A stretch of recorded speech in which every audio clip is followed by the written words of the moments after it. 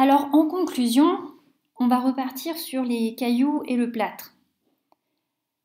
Plus la masse du caillou était importante et plus son altitude, donc sa hauteur, était importante, plus l'impact dans le plâtre était visible.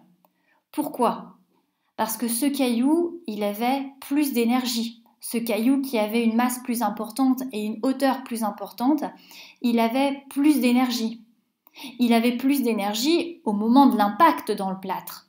Mais ce que j'aimerais que tu comprennes, c'est qu'il avait plus d'énergie initialement, c'est-à-dire avant que je le lance, avant que je le lâche. Il avait plus d'énergie parce qu'il était plus massif et parce qu'il était plus haut par rapport au sol.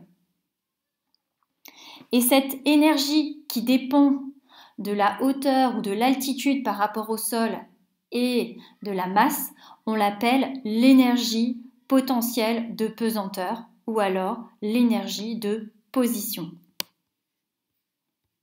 Et c'est ce que j'ai mis.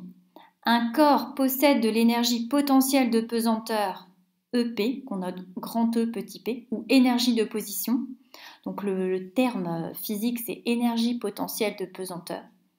Et cette énergie potentielle de pesanteur, ou énergie de position, elle augmente avec l'altitude du corps par rapport au sol et elle augmente avec la masse. Alors ce n'est pas évident de se dire qu'un objet qui a de la hauteur et une masse a de l'énergie. Par contre, et on va le voir dans le chapitre, dans le paragraphe suivant, que cette énergie, eh bien, elle va se transformer, par exemple, dans une chute. Elle va se transformer en énergie cinétique. Et là, tu vas comprendre eh bien, que, en effet, un corps qui a une altitude et qui a une masse a de l'énergie.